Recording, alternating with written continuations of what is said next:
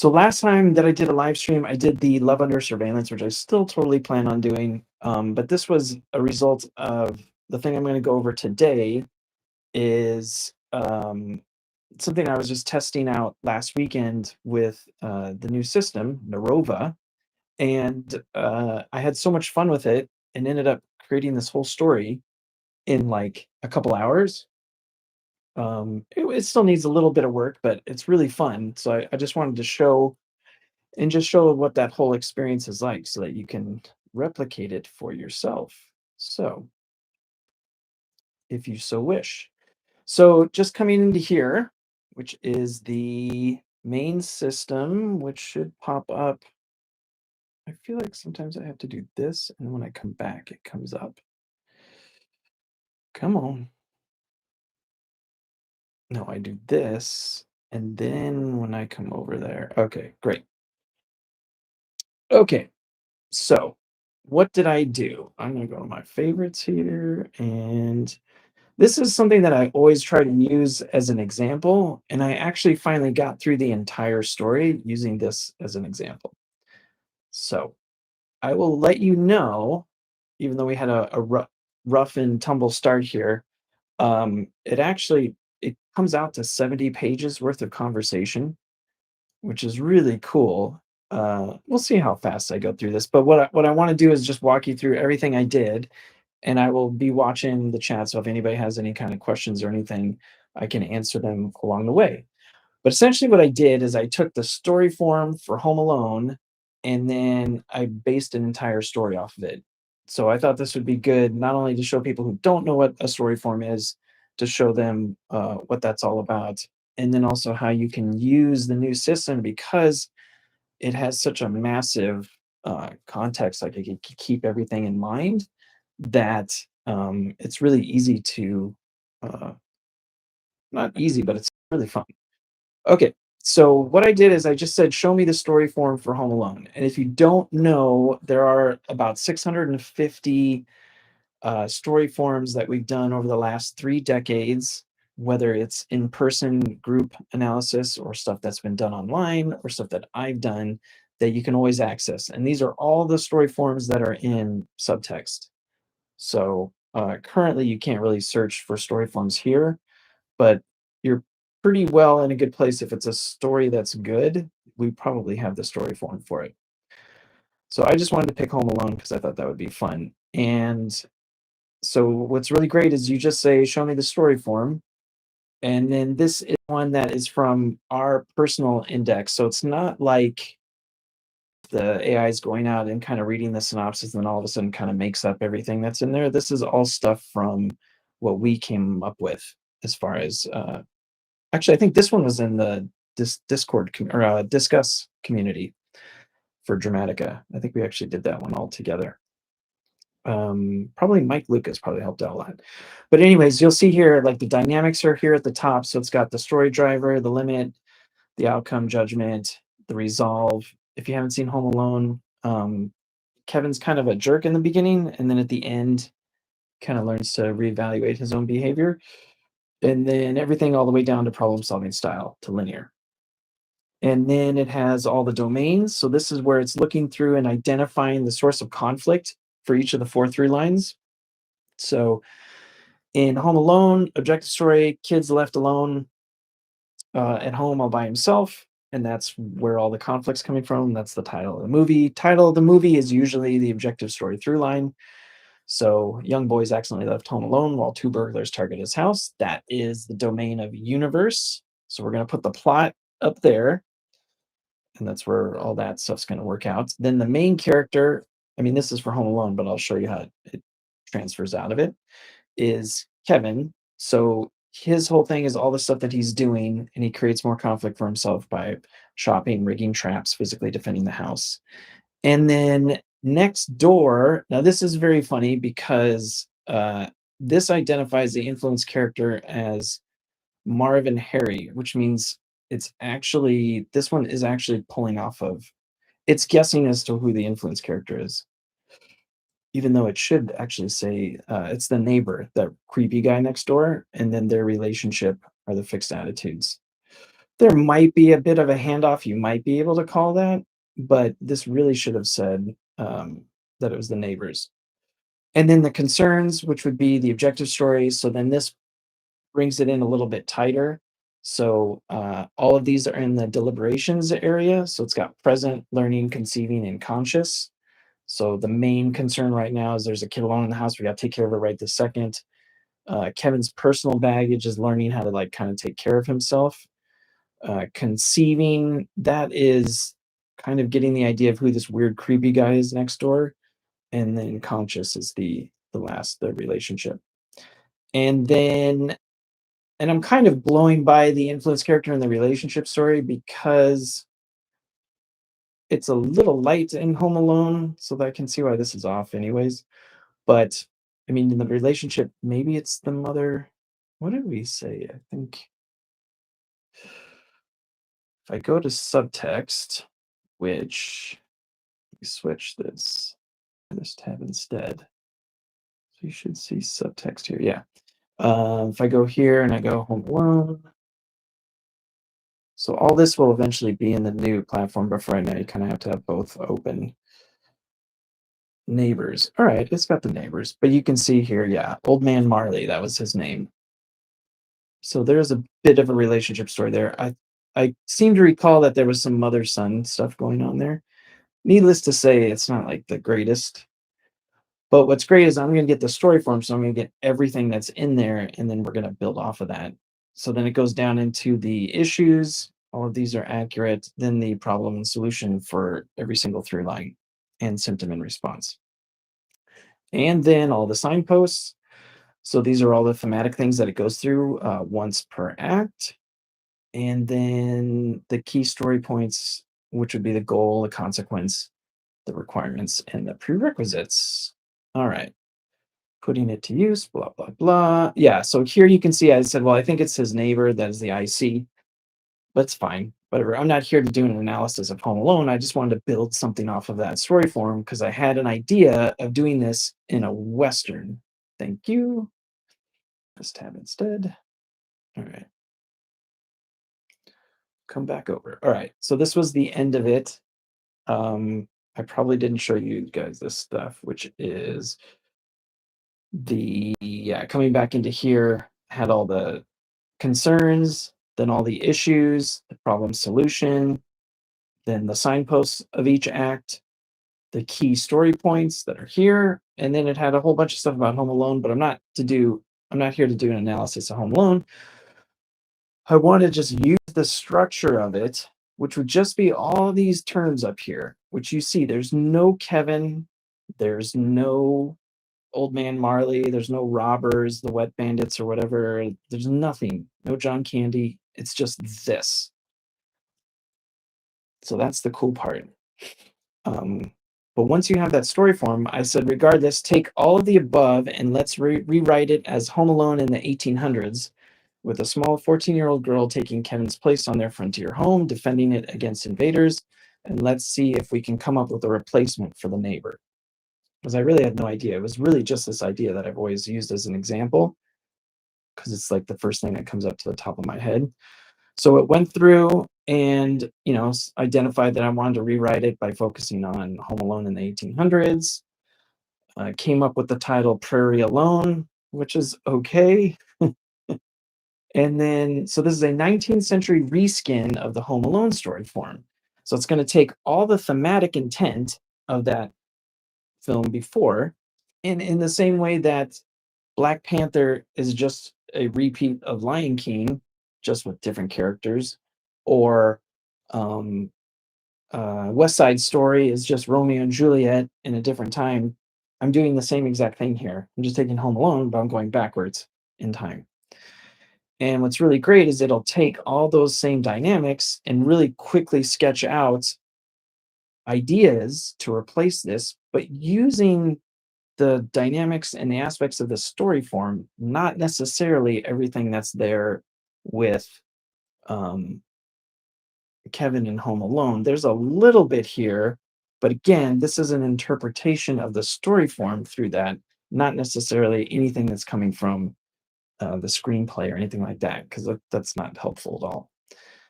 So yeah, something about the family's wagon departs, raiders strike, traps spring, cavalry arrives. Options. I thought this was great because I'm usually really terrible at story limit. The standoff ends when every trick, trap, and hiding place has been tried.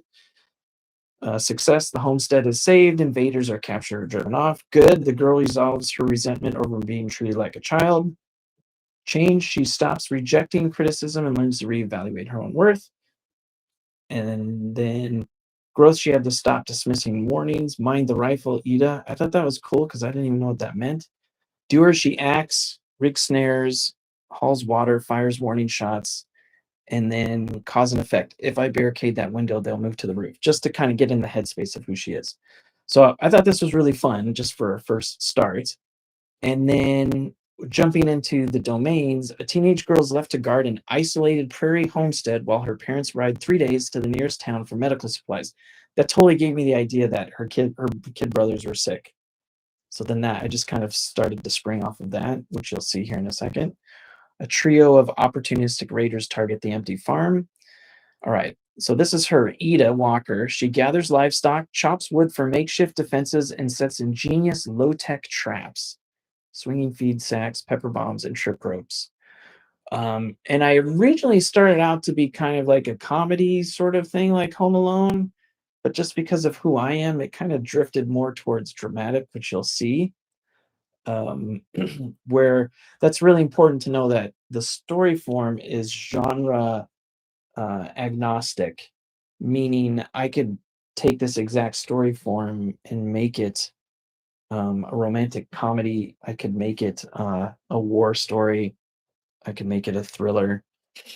It's really agnostic in that. So that's where it's more towards the author, like what it is that you want to put into it. But you'll see how that plays out here. And then I thought this was super cool. Psychology, see next section. A newcomer whose shifting mindset forces Ida to keep reevaluating herself, which I got really excited about that. And then both cling to stubborn beliefs. I don't need anyone versus I'm better off alone. So then picking an influence character. So the role needs someone inside Ida's head rather than inside the siege, which is a really smart comment. Below are 3 era appropriate options. So I didn't have to go do all the research, which is fun, that fulfill the influence character psychology domain and the element pair reevaluation and evaluation. And that's calling into mind this key thing, the pivotal elements, which are the pivot points between character and plot, which are the dynamic pair of evaluation, where you, um, where you just have a snap judgment, where you have this kind of instant sort of evaluation of something. Here, Kevin, he's like blaming his mom and everything. Um, People get what they deserve, all that sort of stuff like that's there. And then old man Marley, or the influence characters, would be somebody who's in this state of constantly reevaluating everything to improve upon their original situation. So it's like snap judgments versus let's keep looking at what's here. And those play really well against each other. And the way that works in the story form is you will see here in the plot, it's the centerpiece where everything's kind of anchored to. And then the character who has the change elements, or who has the change resolve, will share the same problem and solution as the objective story. That's what ties the main character, why they're a part of the objective story. And then the character that is the steadfast resolve, they will share the same symptom and response, or focus and direction here. So you can see that's how the influence character is connected to it. So those are the pivotal points, which means Ida will have to have evaluation. That'll be what either she has snap judgments or something like that. And then the influence characters will be in this state of constantly reevaluating. So let me go to here. All right. So it's using uh, those ideas of reevaluation to talk through and figure out options that I have. One is a wandering itinerant teacher, 20s female, who constantly evaluates Ida's plans, urging her to think through it again. Ida, eager to prove herself, chafes at the teacher's analytical questioning. So this is really great because it's giving you an idea of how that influence character will play into the story. Or a wounded Union deserter, 17 male, who's racked with guilt, forever reevaluating his past choices. I love this one. His self-doubt mirrors Ida's secret fears that she isn't good enough. This is, to me, is wonderful. And then the last one is a runaway Choctaw girl, 15, strategizes how to avoid bounty hunters, challenges Ida's assumptions about savages, and their clash of worldviews forces Ida to reassess her own prejudices. I actually liked all three. And then it went through and talked a little bit about the concerns, dove into the issues, and then let's get down to here. All right. So I actually liked all three. So you can see here, I said, well, I want the influence character to be the wounded Union deserter, but I also like the idea of a handoff. So then that started to give me the idea of, and just so you know, this is just me sitting on my back porch with my phone, and I'm just sitting here going through this, just like having a conversation with Narova and making this story. So I like the idea of the handoff. So maybe the teacher is in signpost one. So maybe she's there at the very beginning and then kind of falls away. Either she leaves or I had the idea that she left before everything went to heck. Um, oh, a little bit of true grit going on here too, flavor, especially the deserter story. Yes, I could see that for sure. Um, and then let's see, then the Union deserter shows up in signpost two. And then the Choctaw girl, True Grit is what's his name? A Union deserter? I forget. But in this case, we're doing that influence character. So, and I liked all three of those. So I figured in the first act it'll be the teacher. The second act, the fun area, would be the deserter, and then there would be lots of comedy there that would go on. And then I thought it'd be fun to bring in the Choctaw girl in the end of the second act. So it's a little more, it's definitely more complex than Home Alone. Like it has, different influence characters that are there. But that just spoke to me. I just like the idea of it. And then what I thought was really great is then in Act Four, there would be a big showdown between the raiders that are there trying to take the stuff, the original bandits. Her family will come back, the US Army who's coming back for the deserter, and the Choctaw tribe. So this is where it started to get less comedy and more dramatic, but I just thought that would be a really fun thing at the end. Oh, okay. Yeah, he's a bounty hunter. That's what I thought. So again, I just loved, so all it's doing is taking that original influence character domain of psychology and the reevaluation and evaluation core, and then coming up with like three different possible characters.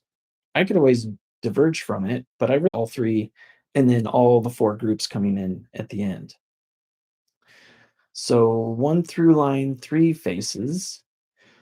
So once I did that, then what it did is it went through and it kind of realigned everything with a little bit more extra stuff that was in the story form.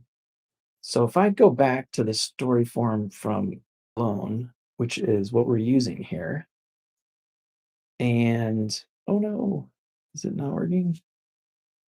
No, shoot, is it not working?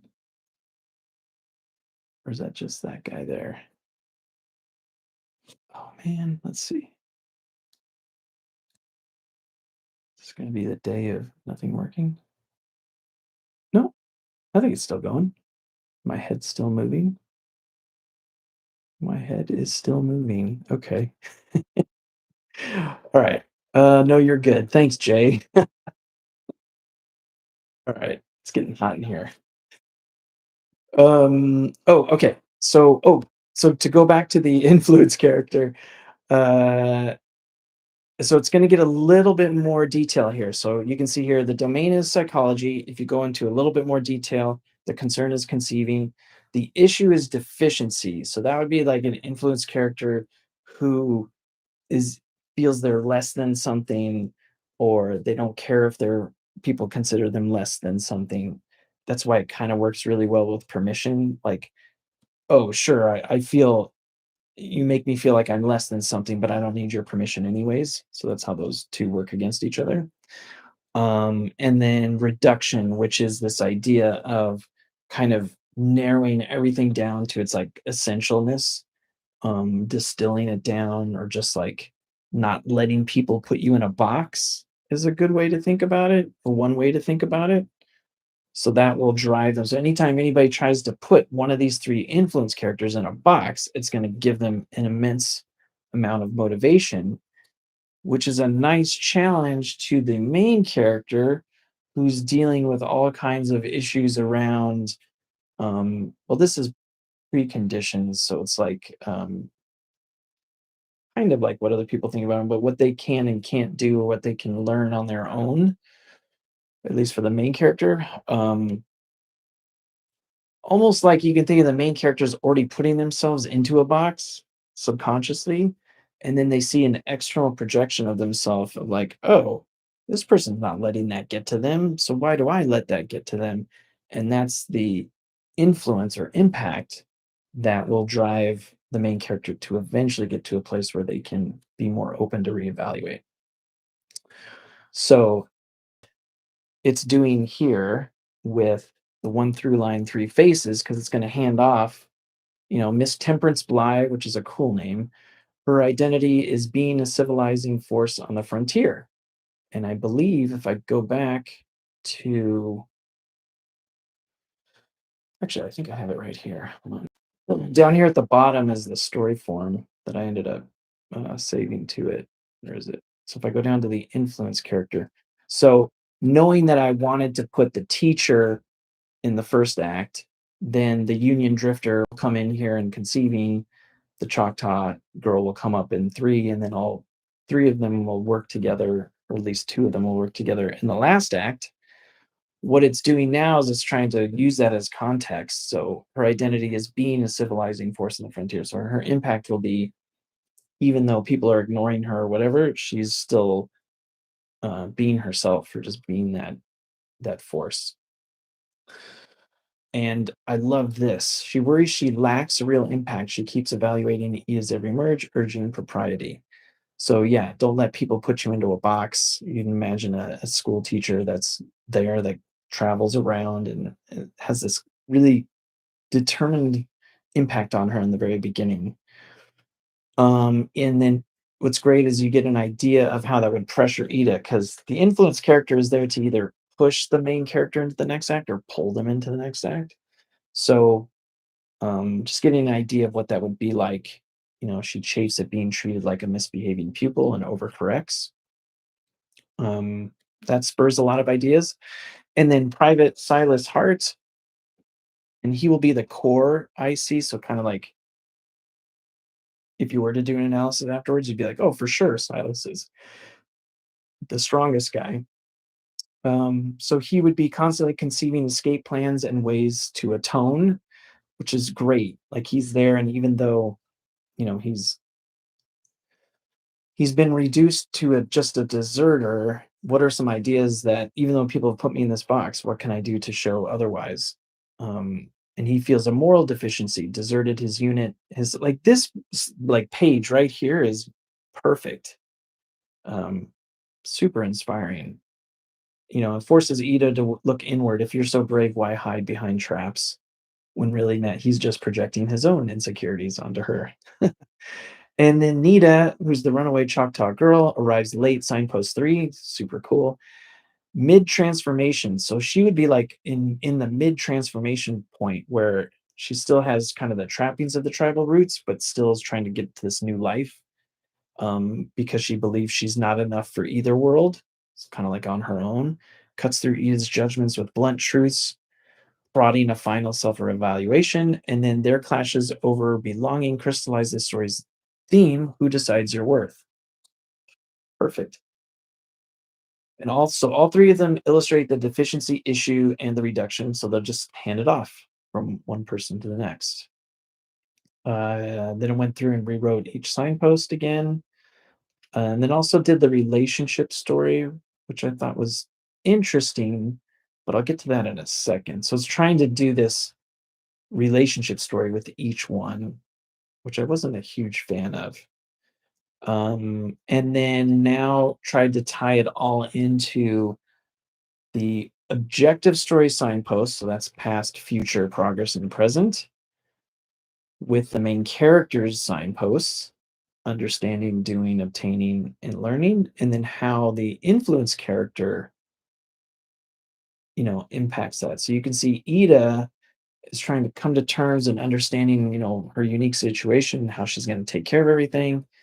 And then the teacher arrives and just has this like hardcore just sense of herself being self, which would be kind of more inspirational for Ida.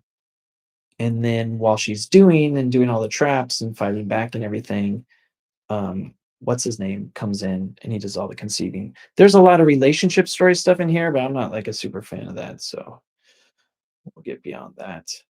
You subtract possibilities.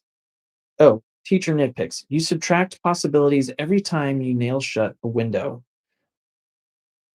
which is good for reduction. It's kind of on the nose dialogue, but um, it instantly told me I didn't want her there when she was doing all her preparations and stuff. Didn't make sense. The deserter laments, I reduce myself to a coward. Again, this is not great dialogue, but it is the spirit of it. And then your traps cut away the land's spirit. Yeah. Using physical objects, so it'll suggest certain storytelling stuff that would fit in with the story form. Um, so then I can just modify it as it goes along. It's not like I'm given to that. And what's great is it'll always, whatever my ideas are that I come up with here, to work against this story form, it'll always try and bring everything back to the story form to keep everything thematically consistent. So it's like you can go off and do all these sort of chaotic brainstorming stuff, and then it'll pull you back into it. So I just put that's so great that the teacher will leave and excuse herself from the story early on in Act One, never to come back. And then I said, can we brainstorm some better titles? Um, so it came up with a bunch of different title ideas, emphasizing stuff. This is all pretty specific. I went with Lone Starling. Oh, and then I asked any chance you could generate a movie poster for this. Obviously, because I used to be an animator, I love visual stuff. It's important for me to see what that looks like. Um, oh, interesting. I just noticed this. Painted illustration style reminiscent of Drew Struzan. That's funny. He's the guy who did all the cool Star Wars Raiders of the Lost Ark stuff back in the day. That's a good choice. Um, so you'll notice it says here's a movie poster for Lone Starling. I may or may not work on this, but it just did it in here in the chain of thought stuff. So this is her. Don't necessarily think this is a good Drew Struzan impersonation, uh, but very, very specific there. Yeah, right? Like Lone Starling, Shield Guard, what's hers? All right. And then there's the three guys in the back. That's it. Actually came out pretty good. And I don't know if people are aware of this too. If you tap on it, it comes up and then you can download it. So it's like super easy. Okay, so then that gave me a really cool idea of what I wanted it, kind of put me in the headspace of it. And then I can just keep working on it. Oh, and then I said, perfect. Can we finalize a new story form for this and attach to this conversation? So that's the way that at the current moment, I didn't have the story form button down here at the bottom. So you can just um, ask it to complete the story form, finalize it, just check it. It's just a way of letting it know you want to save it and then put this conversation in that context. So then it's all set. And then once you do that, you'll get a much deeper context. If I didn't do that, it probably would continue at okay, but this really reinforces the idea and gives very specific an understanding of the story form just to keep everything locked in place. So you definitely want to do that. And then this should pop up. If for some reason it doesn't pop up, just refresh the page, come back in. It'll be there. I will work on that. All right. Oh, okay. And this is something I don't usually do. So I said, let's work out all the with their elements. I'm good with the archetypes for now. So if you don't know, Dramatica Theory has a set of 8 archetypal characters who represent, like the perfect alignment of motivating elements. So I was fine with that. I was just really just testing the system out, and I wanted to see how far it could go before it broke. So, it went through all of that stuff, and it gave a little quick refresher on the 8 archetypal players Dramatic uses in the objective story, then gives a proposed cast for Lone Starling, and then set up the main character and influence characters. So here, um, it just listed out the 8 archetypal characters. For those of you who might be new to this, you have the protagonist, very clearly the person who pursues and considers the goal. The antagonists are going to be the ones that avoid or reconsider it. Guardian, contagonist, reason and emotion, or logic, art, and then you got your sidekicks and your skeptics. So very basic stuff that you would probably see in a more genre-specific film or story idea. So then it perfectly cast everybody, put Ida as the protagonist, and then gave you an idea of how those elements would play out in the objective story, which is a fantastic thing. So she's going to drive the efforts to pursue safety and consider every tactic to save the homestead. Cool. Okay. And then also people are going to be pursuing her. So pursuit is not only just I'm always pursuing, it's not from within. You just represent how pursuit plays out in the narrative. So also people pursuing her. Um, oh, cool.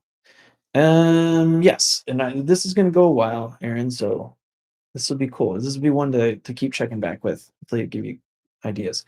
So then, Captain Briggs. All right, he's the leader of the Raiders. Oh, cool. I like a good captain as the antagonist. He's trying to avoid outright risk and reconsider when traps go off. All right, typical bad guy. All right, so then it put Miss Temperance Bly as the sidekick. Her unwavering faith and proper discipline and practical support while Ida lays first traps. I'm fine with that. She's going to disappear by the first act. You kind of sort of want to have every element. You don't need to have this, but theoretically, you have every element there in each act. That's kind of the purpose of acts, is to look at these from different points of view. You could, you could not have this come back, or it gets handed off to somebody else, because obviously she's not going to be in the rest of the story after the first act. Um, Private Silas Hart, he's the skeptic and reason hybrid. So he doubts every plan, yet supplies chillingly logical insight. So what the Narova is doing here is it's looking at the archetypal characters, looking what it already knows about Silas Hart, and is thinking, all right, well, I guess the best motivating elements based on what we have so far would be skeptic and reason.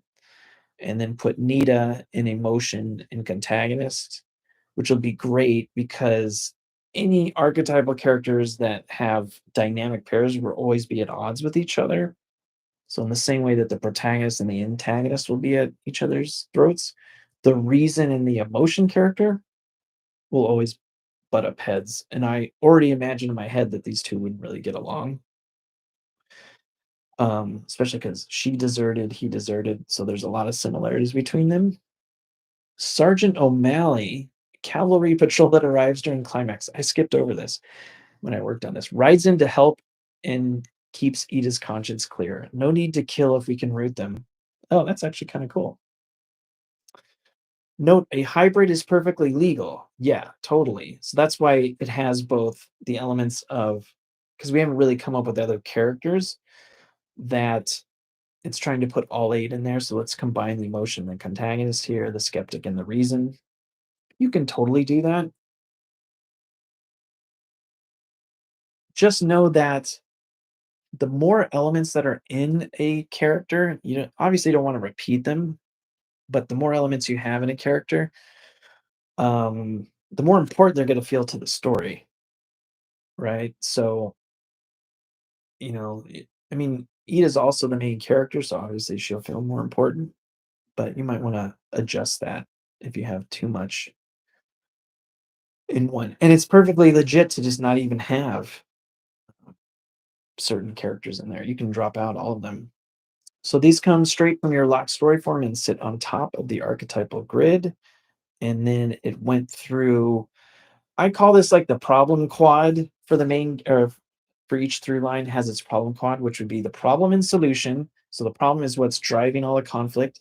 The solution is what um, alleviates it, resolves it. Where if they arc where they get to, and then symptom is what they think the problem is, and response is their response to that symptom. Um, so she's judging herself and others too harshly, and then her symptom is acceptance. Probably like people don't accept her, and so then she's very non-acceptant or rejecting others people's ideas. You can see how this works perfectly for Kevin in Home Alone. We just have to come up with our version of it for uh, Logan Starling. And then here's again that reduction problem for the influence character handoff. Their symptom is going to be inaction. So when people don't take action, they don't do anything, drives them nuts. Or people think they're not doing anything, so then they're going to be driven to protect, which really works well in the story. All right. And a little more notes on so as it goes through, it's also kind of helping you keep everything all connected together if you want. So I thought that was good, but for now, let's switch Silas and Nita's roles because I wanted him to be the contagonist, right? Yeah, I wanted him to be the contagonist. Contagonist is my favorite character, so that's the one that's like driven by temptation and is always getting in the way of things. I just thought that would be fun for him. Um, and I said also, let's give Ida a dog to take over the sidekick role once the teacher's gone. And I only got that idea because we got through these archetypal characters, and then I knew, oh well, that support and faith are going to go away. All right, well let's just make it, her dog that's there. Um, so then it went through and identified that, updated the cast. Ida has a dog now named Bruno who will take over the sidekick handoff. So in the same way that the influence character, you can hand off those perspectives. Each act you can go back and forth. You can also do the same thing with objective story players. These roles or these motivation elements, you can hand them off. So if the character dies and then you still want that, it feels like it's kind of empty now that they're gone and you want to fulfill those motivations, you can just hand them off to somebody else and they can take over that role. So the dog, I mean, he'll be there in the beginning, so they'll kind of be doing dual role, but they likely won't be in the same. They might be there, and they won't have much interaction. Because if you have characters who have the same exact motivation elements in the same exact room at the same time, it's not that they cancel each other out. They're just like, oh, let's be supportive. They're all on the same page, so it's kind of like, all right, what are we going to talk about?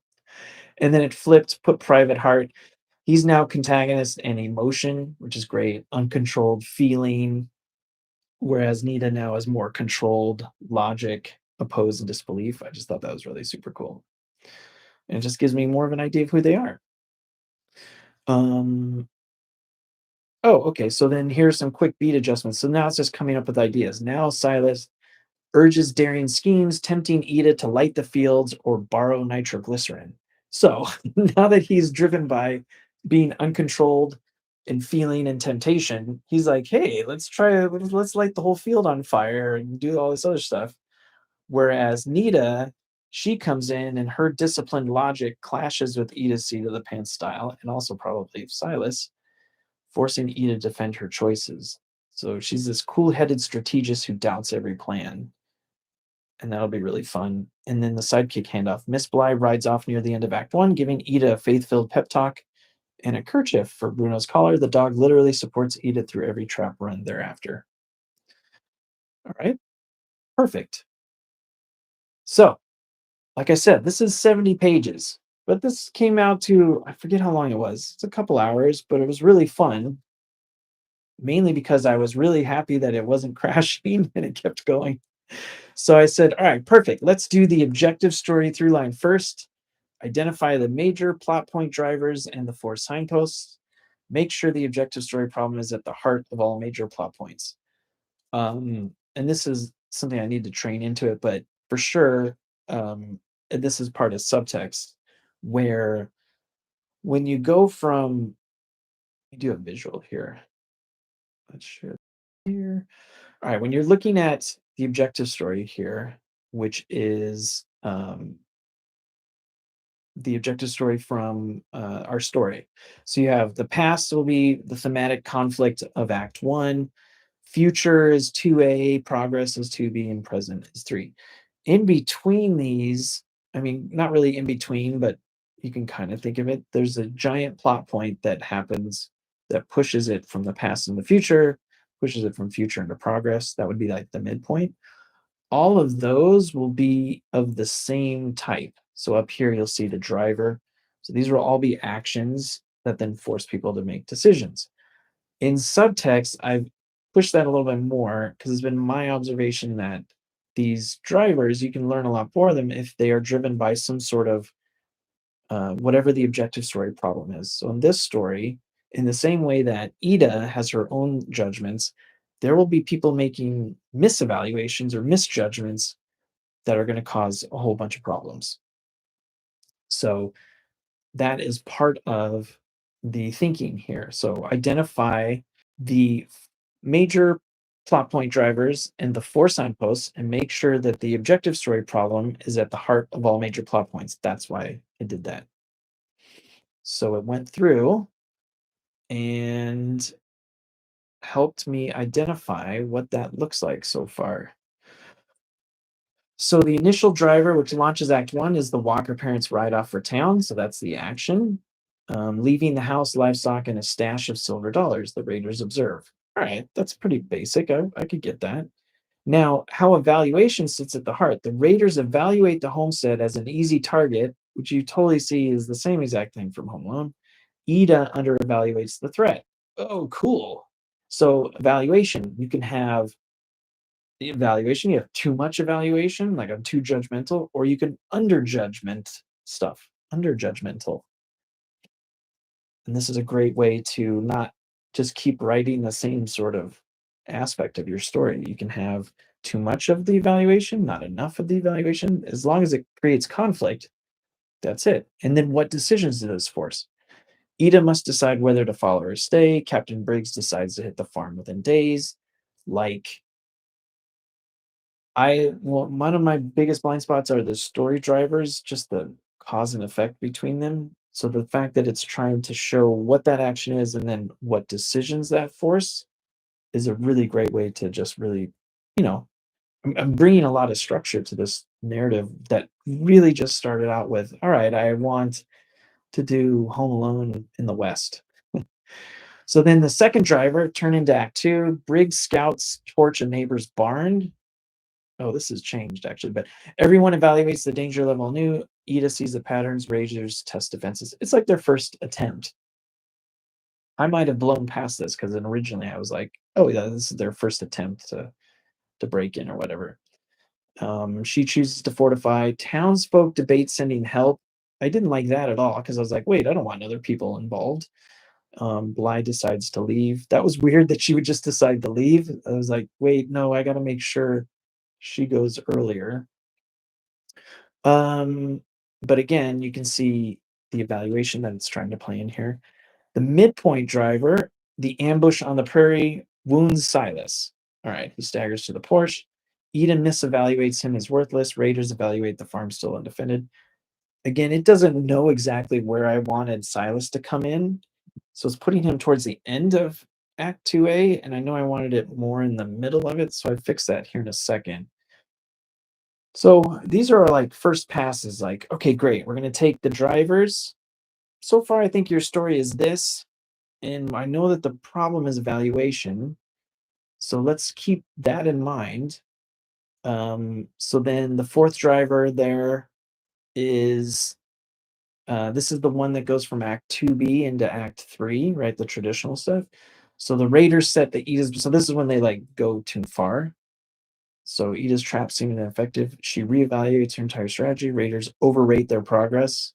So I think this brings attention in a way that this is what brings everybody to the place because they reevaluate or they overrate how well they're doing. Like, ah, we got this. They're not. evaluating correctly. And then the final is when everybody showed up. In a collective reevaluation, the homestead is no longer easy. Everyone decision to stand down, surrender, or show mercy, wrap up every thread, delivering success. Good, because the story ends in success, and she feels really good about everything. So every driver is a physical event that compels everyone to judge the present situation. Exactly the objective story problem of evaluation, which is really smart, because the main concern in the narrative is just like what's going on right now. So you want those major plot points in order to connect with the entire story all at once to be physical events, in this case, that compel everyone to judge or misjudge the present situation. And then it went through and came up with ideas of what could possibly happen in each objective story signpost. So we have the past, kind of like what's happened in the past before that's brought them all to this place. Then, the future is at stake, how things are changing and how things are getting worse towards the end of that signpost. And then finally, just presence, everybody's just going to come back in and, just the big showdown. And the benchmark there is progress. I never use the benchmark. So for every through line, yes, you do have a concern, which is where everybody's head is at, or at least that's where the source of conflict is in the story. But you also have a benchmark, which in this case is a benchmark of progress, which almost sounds like a progress of progress, which is they'll keep checking in with how things are going to see how much more concerned they should be about the past. Like, oh man, things are getting worse and worse. We really got to get out of here. It's just a way to kind of measure this. I don't particularly use it. For some reason, the way I have it set up, it always brings it up. So that's what that, all these elements in here, all the parts of a story form, I found you don't necessarily need to do them all. You can definitely if you want to, but you'll find the ones that you like and you'll be able to apply those. All right. So then, oh, and then it started to work in the catalyst and the inhibitor. So for those who don't know, in the objective story and the relationship story, they each have their own kind of catalyst and inhibitors. One increases conflict, and the other one kind of slows it down. So if you want to stop doing a bunch of plot so you can do some nice relationship moments, you just put a lot of inhibitor in there, and then that will naturally kind of slow things down. And then you can go over here, and it won't feel like too much time has passed when you come back to the objective story.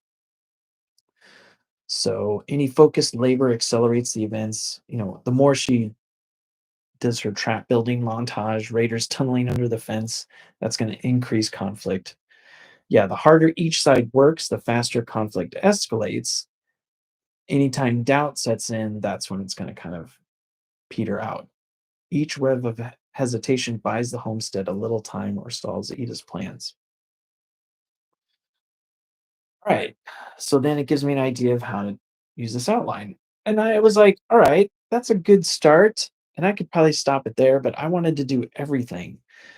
So I just put, that's really great. I like the idea of misjudging or under evaluating as causing problems. So make that the turn into two, where Briggs misjudges Ida's capabilities and mayhem ensues, prompting them to back off. So I'm just rewriting that first plot point or second plot point.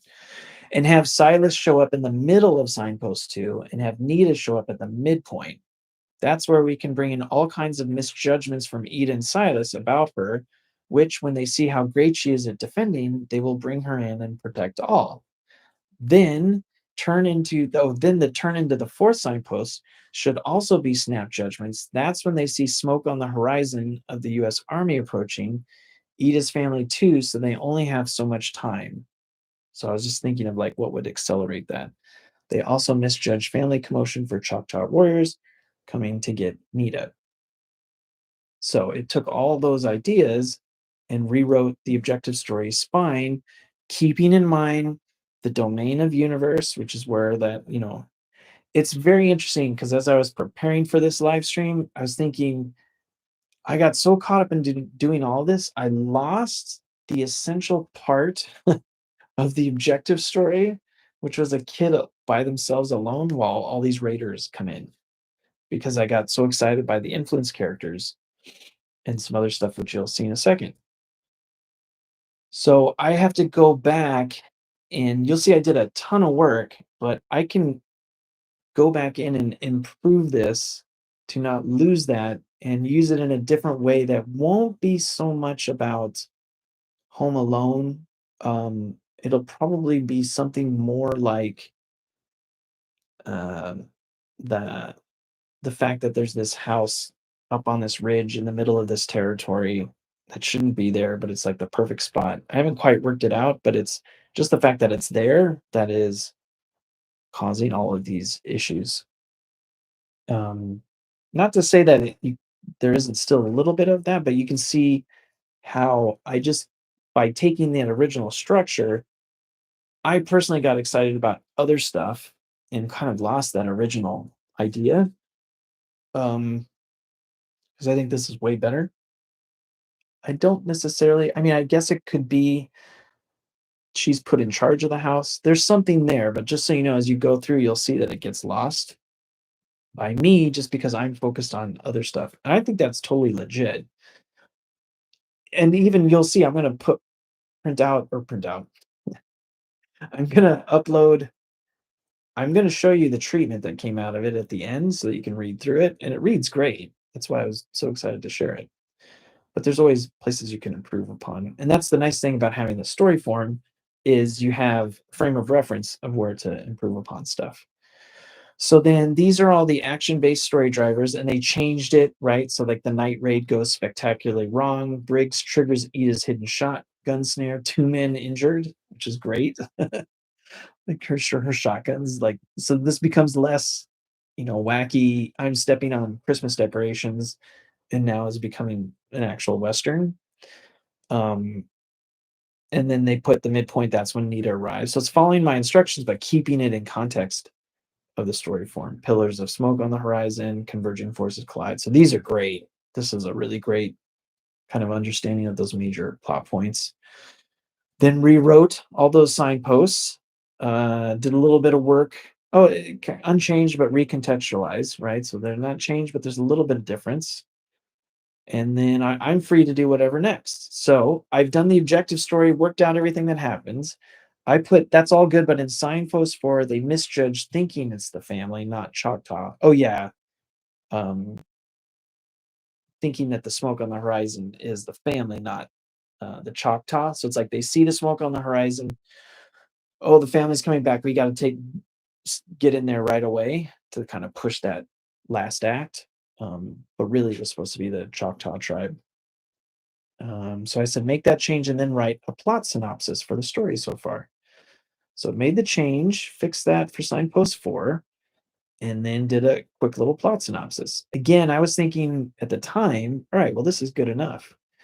1800s Dakota Territory. When her parents ride 3 days to fetch medicine, 14-year-old Ida Walker must defend the family homestead from a gang of raiders, armed only with her wits, a wounded deserter, a runaway Choctaw girl, and a fiercely loyal dog. So you could see, just in the span of whatever, however long it took me to get there, I have I have the objective story. These are all the plot points that are happening inside. Act 2A, the signpost is when everybody's attention is going to go to the future. Biggs retreats, vowing to return after we torch her nerve. Ooh. Ida's sudden victory leads her to overproject a safer future. She patches fences instead of prepping heavy traps. That's rad. That's really, really cool. That's somebody who's engaging in future thinking, and that's creating more conflict. So instead of preparing more heavy traps, she's like patching fences, and then that makes things worse. Then Nita shows up. We have signpost 3, signpost 4. All right. And I'm kind of blasting through, so you can always pause it and read it if you want to. But because there's so much, you can see I'm almost halfway through. This synopsis captures every major action, ready to flesh out main character or relationship story beats. I got super excited, but oh, this was the thing. But you have to make sure that a story driver is what happens at the end of an act to turn it into the next. I've actually trained this in here, so it's already there.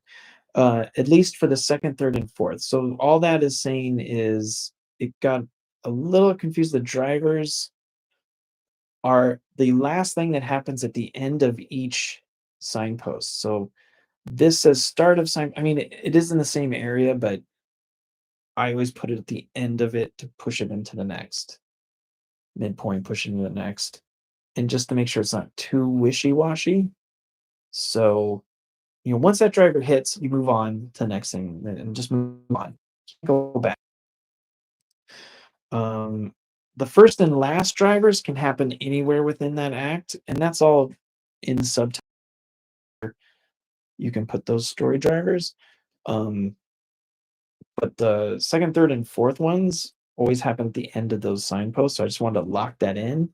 And so I said, so fix that up and make sure the parents leave at the beginning, not in the second driver. Oh, because they had to leave in the second. I think that's what was bugging me. So then I went and rewrote that, putting parents leaving, writing off for town there. You can see it's like rewrote everything, put it all in the right spot. And now I've locked it into position, the objective story. Everything that works out, updated plot synopsis.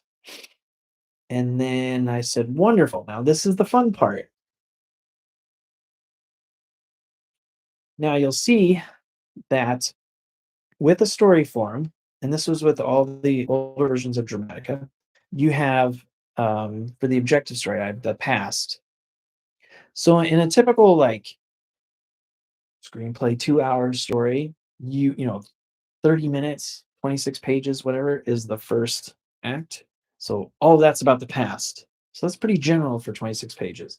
And then the next 30 pages are all about the future.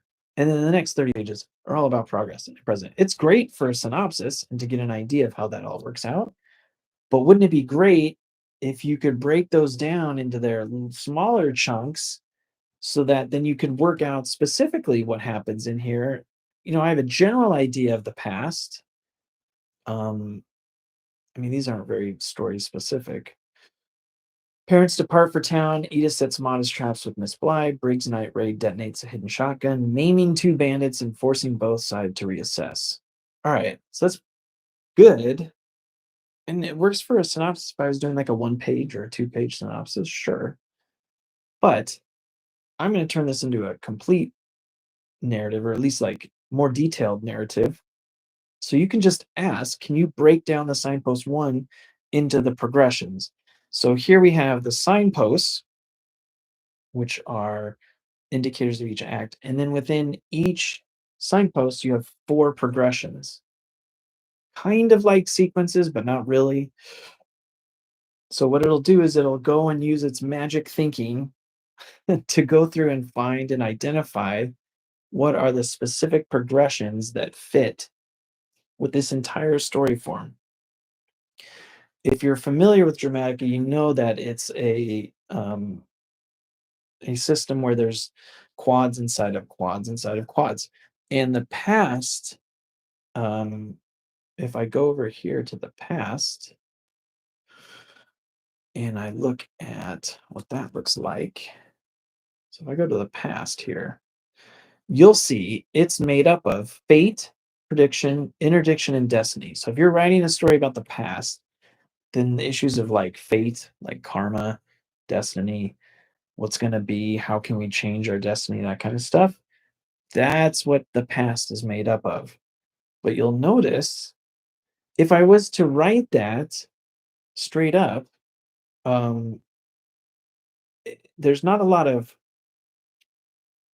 conflict. There's not a lot of tension going on between that. There's not a lot to really write about. Whereas there is this whole algorithmic system that Dramatica works on and that subtext narrative engine formalized, which goes through and twists everything up in kind of the same way that you project your problems onto other people. So it's doing that. And so what actually happens is the progressions of the past are going to be analysis. This says contingencies. This didn't work out as well, mainly because of this thing. So this is going to be preconditions. Preliminaries will be like prerequisites, and then strategy. It's the most alien quad to start out with here. But you can think of this as like, all right, in the beginning, there's going to be analysis, right? hey, this is what's going on. Look at the situation. We're up here. I can think, like, oh, our kids are sick. We got to go get medicine. We don't have enough. We need to leave. And Ida needs to stay here alone. Right. And then contingencies are like preconditions.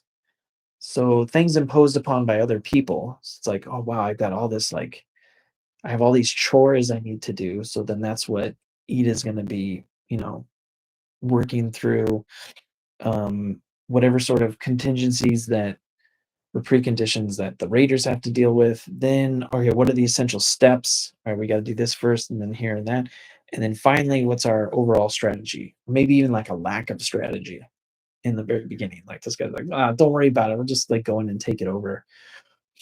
And that's like, that's pretty, that's why two of them get maimed.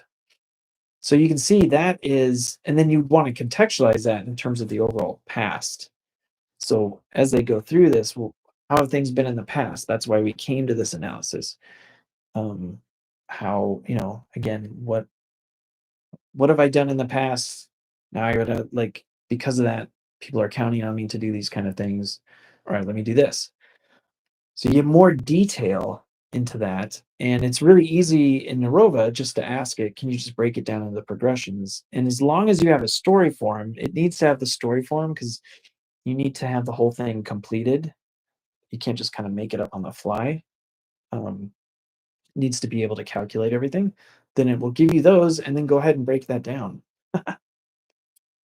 So progression one of analysis with the method of conflict, which is the evaluation of the situation. So that's what an analysis is. So you want to not just be like, oh, we're going to, you know, John gives an analysis of the situation. That doesn't really create conflict. You want, all right, because I'm evaluating the situation, because I'm analyzing, that's what actually creates more conflict. That's how you want to use this. So it's just going through there, giving a couple ideas of what that would look like. And then conflict, competing analysis reach opposite conclusions, Ida's uncertainty grows. Then you can move on to the next progression, which is contingencies. These are the imposed conditions on effort. So these are like chores. It got a little carried away with if then contingencies. That's why I brought it back to preconditions. But each precondition constrains someone else, building tension and frustration. Then we have the preliminaries, Bly skipping a perimeter check, people taking shortcuts in those preliminaries, which then leads to the strategy at the end. So these four progressions. So that's how you would start to break down each act into its specific stuff. Now, I only do this, at least in this example, I only do this for the objective story because I feel like that's way more than enough. You could conceivably do it for all four through lines. They all have that capability. Um, that's up to you to discover what works best for you. All right. I didn't quite go for it though. I said that's a good start. Let's go for more of a slow burn though. I think it got everything kicked off way too soon. So I said analysis will be the situation. Ida's younger brothers are sick. They need to get medicine. Raiders surveying from afar. Contingencies would be them leaving and leaving behind Ida accidentally, and then you can weave into what you have in the second half. So that was just my interpretation of it. Like, oh, I don't want the Raiders just to be there at the very beginning. They're supposed to be there at the end. So let's kind of work our way towards that. So, and then it will revise each of those beats that are in analysis, which should be like three or four different things, um, into these four different progressions. So again, I'm going to go through. I'm not going to read every single thing in here because I want to get to the end without burning everybody out.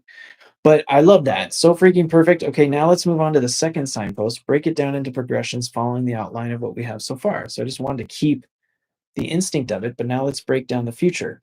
The future in just generic future is openness, delay, choice, and preconceptions. Like that was the issue. But no, in this story, the future is going to be seen through instinct, senses, interpretation, and conditioning, which is like, whoa, that's super cool. So then You can see like all their instincts come into play. Um, People's senses. Ida spots silhouettes on the snow line and assumes they're retreating raiders. Actually, it's a stumbling figure. So this would go. I instinctively had this idea that somewhere in the middle of signpost two, that Silas should show up, and then there would be some misevaluations of who he is, or at least not sure quite what's going on there. And that I don't know exactly where it is, but it should be somewhere in the middle. And I mean, this is the perfect, like, so I intuitively knew, oh, like he's just gonna come out, you're not gonna know who he is, you're not gonna be able to see him properly. That's an issue of senses, like your sensory observations. Unreliable sights and sounds feed faulty evaluations about immediate danger. So whether I predicted this or Dramatica Theory predicted it, whatever, because this is a complete, not random, but this is very unusual that this would be like what would be happening in the second progression of the second signpost, but it fits perfectly. All kinds of, then that leads nicely into all kinds of misinterpretations, and then conditioning comes into play. I thought these were cool because then, yeah, Silas's soldier training kicks in. He sets perimeter tripwires, especially when need is showing up. Um, Breaks conditions as men with brutal drill. You flinch, you get the lash. He doesn't necessarily have to drill them, but conditioning them in a different way, manipulative way. So in this conflict, habitual patterns create predictability. Each side thinks they've learned the other, but their training sets up fresh misevaluations that will explode in signpost three. During a whiteout dusk, Nita breaches the perimeter. Condition responses spiral. Ida fires a warning shot. Silas tackles her. Bruno bites Silas. That's conditioning. All before anyone sees who Nita really is. This friendly fire chaos becomes story driver three, flipping the story into Act 2B, signpost three. This is just brilliant. This is so helpful. Like, I know exactly where I am in the story. Again, benchmark. On the wall map, new red marks show where red tripwires now stand, visual reminder of the farm's progress towards safety or collapse. Yeah, of course that would work.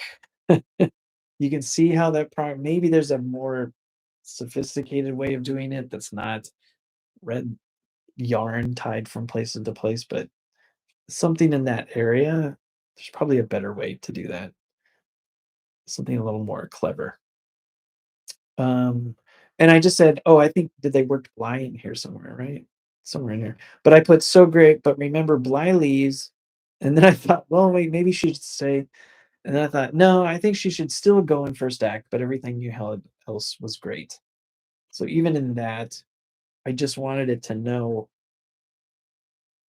I wasn't like 100% sure because I do give more emphasis to things that you are 100% sure of, and things you're not, it kind of knows to level that out for you. So it gives you an opportunity to be like, yeah, maybe, nah, maybe it's good, but everything else you had was great. So then it rewrote it without Bly. Oh, I think she ended up in the. Was she in here? Yeah, yeah. It thought Bly was in there in the beginning. I wanted her gone, like 75% of the way through Act One. She needs to be gone. So then it just rewrote all those with her gone. And what's really great is you'll see at the end, I'm actually working on something. So I'm creating, as we're going through here, I'm progressively creating this like really complex outline thematic treatment that I should use to actually go write the story. Um, so this is all like it's all leading up to something, but it's really fun because it's like while I'm doing it, I'm just imagining all the stuff that could be happening and just kind of playing with different ideas, all with the idea of the story form there to make sure I don't get too far off track where I end up writing myself into a hole or it's not going to all lead up to something. So I just said, brilliant, love what you did there. Let's move on to the next signpost, which is cool. Wisdom, skill, experience, and enlightenment. So now, as things get worse, was that such a smart move? Do we have the skills? We're totally inexperienced, completely unenlightened by the end of it. So it went through and came up with some cool ideas for that. And then also keep, it's always working in the callus inhibitor, which I think is fun because, like I said, I don't usually use these when I was helping out people with their stories in the past because it's just so much work. But it's nice to be reminded of it. Um, Nita and Silas dig a rifle pit, accelerates conflicts as raiders discover it. Silas doubts Ida's porch epiphany, momentarily slowing preparations. I think she had a moment of enlightenment here. Oh, during a lull, Ida steps onto the porch and gets it. The raid is no longer about silver, it's about pride, which I thought was kind of a really cool idea. Um, and that's why things are getting worse because these guys are just all about their pride now. And so what would kind of end that would be like, yeah, and maybe they're like Nita's on the same page, but Silas is like, no. Or he could doubt that it's their pride. He could say it's like her pride. And then that would be like, oh, what are we gonna do? But you see how that like just sucks all the conflict out of the conversation? That's why that works as a good inhibitor. All right, ready for the final signpost? Yeah, totally. Please bring it all together in signpost form. Make sure the climax. Oh, I just wanted to make sure because it doesn't necessarily know this, but the climax, like your typical, is somewhere between those second and third progressions, with the fourth being the aftermath of it all. That's just how I like to set it up. And make sure all the parties come together in a wild and zany climax. And this is really fun because the last set of issues that we're going to go through in the progressions are going to be people's approaches, then all out self interest, which you can see that's like such a great, everybody has their own self interest. The family does, the tribe does, the raiders do, the cavalry, everybody's got their personal self interest, and then a whole bunch of selflessness comes into play to counterbalance all that, which then unfolds in all kinds of fun ways, and then finally attitude at the end. So we've gone from analysis all the way to attitude, which is a really fun progression. So it works through all those, comes up with some really cool ideas. Choctaw warriors break cover, raining arrows to shield Nita purely for her welfare, not loot. Although they're trying to save her. But yeah. Yeah, so acts of selflessness will flip the battle's momentum. Alliances realign. Everyone reevaluates motives mid-fight. That's the fun part. So as opposed to all these snap judgments, everybody's going to be in the state. At least all the good guys, the guys that are going to win, that when they reevaluate their motives, when they're standing head to head with each other, instead of falling into that snap judgment that the raiders are still going to do, that's why they're going to get caught. All the good guys are doing the reevaluation, which is what allows them to resolve the conflict. Because that's the whole purpose of the story. Is I'm making an argument that hey, snap judgments aren't the way to go. You should really reevaluate things. That's what this whole argument is here in the story form. It's arguing. It's making the argument. If you alter your nature in response to a problem, so if you alter your nature in terms of snap judgments and instead reappraisal of the conditions, you can have success and you can resolve your own personal issues. That's the argument that's being made. And I've just done that here. So it's a very meaningful progression. It's not just some random storytelling that's like, oh, let me collect all the stories in the world. And then, like, with the magic of scale, we can scale out a meaningful story. No, like, I have a meaningful story here based on what I'm trying to argue, which was originally I just got inspired by Home Alone in the West. But then, if I really want to be accurate about it, what is the actual core thematic conflict that's going on? Once I know it, let's play it out. So I said, that was so phenomenal. What an ending. Okay, let's shift gears and work out the main character through line.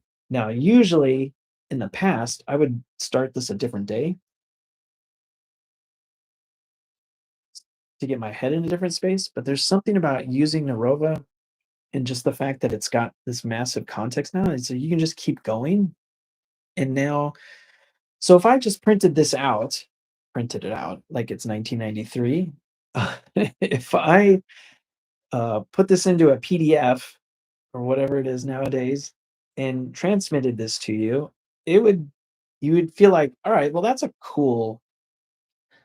I mean, technically it's a tale. So it's like, all right, cool. Like this happened and that happened and then it ended. And I get a feeling that you're trying to say something else there. So it's good, but I feel like there needs to be so much more. That are the three other subjective through lines. So we just did the objective story. Now we're going to do the main character, then we're going to do the influence character, and then we're going to do the relationship. So, main character through line looks at the siege strictly from Ida's point of view. All right, so this is her personal baggage, right? I'm just going to say contingencies. Just know that it's preconditions. Feels safest only after she's worked out a dozen if then backup plans. That's not really, those are self-imposed preconditions, which I guess are okay. There's just a better way to think about that. But her problems now, this is her personally, are all the things she has to physically do: run a farm, set traps, fire rifles, obsessed with teaching herself every skill dad never had time to show her. That's actually pretty cool. I just noticed that. Wow, that just opened up a whole nother. I don't think I have this in here as well as I probably could have. Again, see, there's it's so rich that as you're going through it, sometimes you miss things. So her problem is that she continually judges herself, others, and every contingency, often on faulty data. Growth comes when she pauses, reassesses, and updates those snap judgments. All right. And then it gives ideas for what that would look like. Teach myself or die. I actually really like that. Like her dad never showed her how to do all this stuff, which is really cool. Again, so there's like two things now that her dad didn't show her to do stuff, and that's where her baggage comes from. I had to learn all this on my own. And then also the whole universe thing. But let's go through. Oh yeah, faulty evaluation after the first raid. Briggs will never come back. I crushed him. Silas is a coward. Nita is a thief. Both risk their lives to block arrows. Ida realizes she misread them. So these are all mistakes that she learns along the way. Um, by the climax, Ida habitually asks, "What am I missing?" The hallmark of reevaluation. So you can see like the growth, the maturity that would be there. And then that inner shift is what earns the story judgment good. So that's great. The external victory is where you see the story outcome. The story judgment is the main character's, usually it's the main character's personal problem, whether or not they resolved it or not. So that works out great. And the emotional payoff is there. Yeah. Okay. So I put that's all really great. I just wish there was a way you could go contingencies without having to draw out sketches or maps. It's so cliched. I just don't know why that always happens, but there's always maps and oh, we got to do this. I hate that stuff. Everything else is great though, especially the part about her continually judging herself so harshly. I would say the preconditions would be the preconditions she puts on herself as far as like living up to the standard that she possibly can't, and the fact that she was never taught how to do all this stuff. So, oh, it came up with different ideas. The tally stick belt, snow shadow planning, prayer bead mnemonics, and then her mother's old rosary, the kitchen timer choir. So it gave a different idea of different ways of doing contingencies, but again, it got caught in this if then thinking as a source of conflict. I need to turn on the air conditioner. Holy Moses. All right.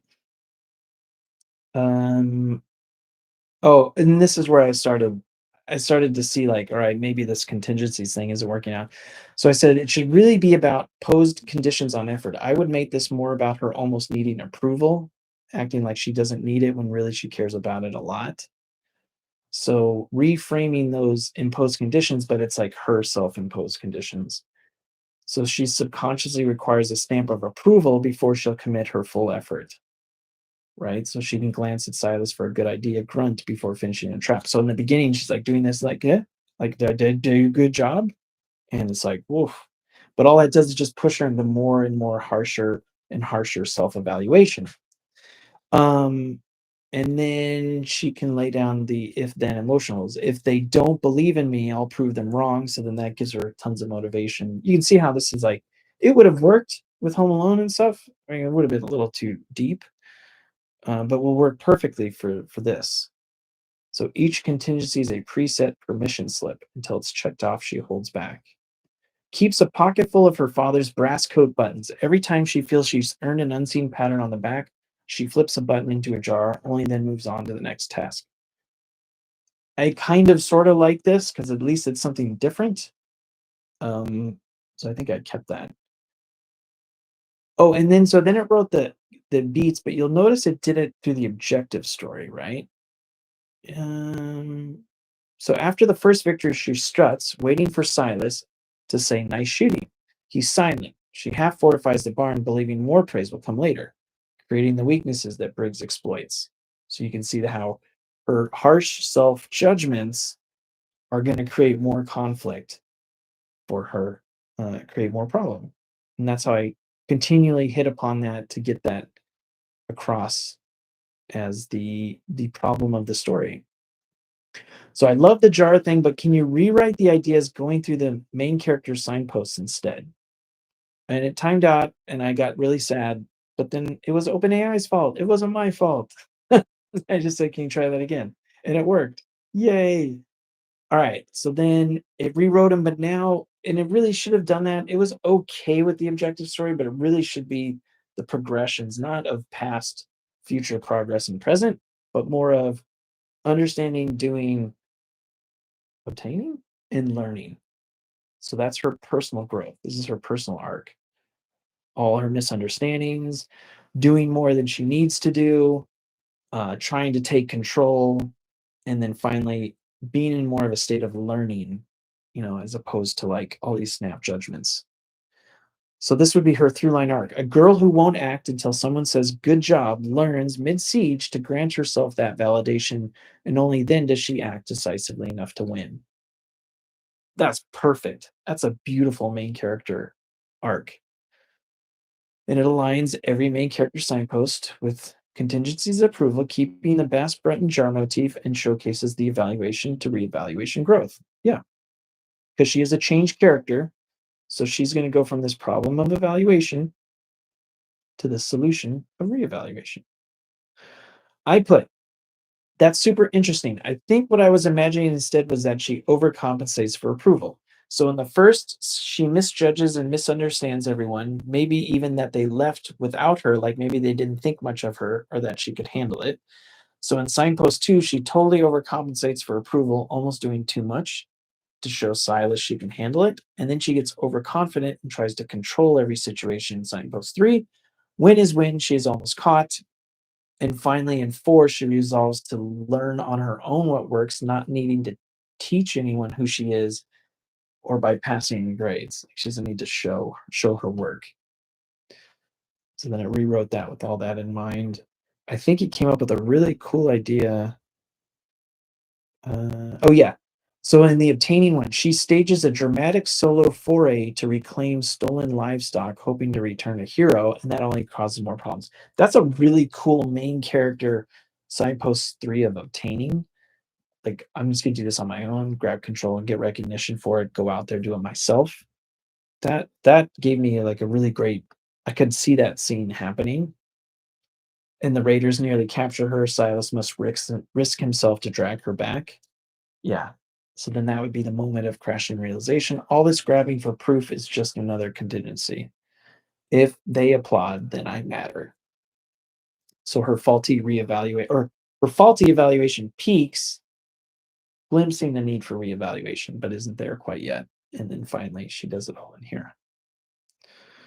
So now her through line arc in two lines. A girl who mistakes every silence for disapproval tries even harder stunts to win praise until a near catastrophe teaches her to let the results speak for themselves. Her shift from self evaluation through others' eyes to self trust completes the physics learning path and resolves her personal inequity. I mean, that's amazing. That's really good. And hopefully you can see how that works in really well and gives a richer, more personal storyline. to what we had already worked out in the big giant plot. It's really just all about her. Now, I'm just going to keep going because that's what I did on this. It's so much story, but we can keep going. So I said, well, that's great. Let's shift gears and work on the influence character through line. I want the domain, concern, issue, and problem. Remember, it's handoff, so just pick and choose who would work best with each. I wasn't sure what this was going to do. Symptom and response are super important to work out, especially from Silas and Nita. And the reason why I said that was again that connection that the steadfast character, their connection into the plot is the symptom and response. So I just wanted to really make sure that was something we worked on. So it went through, and I love the issue of deficiency here. Each face believes something vital is missing in them: honor, belonging, and impact. That's great. Because then that's like such a great mirror, a great reflection for Ida. One voice, three faces. That's exactly how you think of an influence character through line that's handoff. Um, their default move is to cut things down, belittle themselves, strip options, shave off. I like that okay, that works, but it's also like, you can't put me in a box sort of thing. And then their faces across the signpost. It did a great job of doing this. So it had Miss Temperance Bly as the bean in here, and then went through each of their elements and how she would play out. Like even this is enough to make sure that her influence, that the necessary influence that needs to be there to drive the growth of that main character perspective from act to act. This is enough, like just having this to be like, okay, great. And I know exactly what to do here. Then again, Silas shows up. He lacks honor after desertion. Wants the siege simple, just him, rifle, a clear field. Curses the army for doing nothing to stop raiders.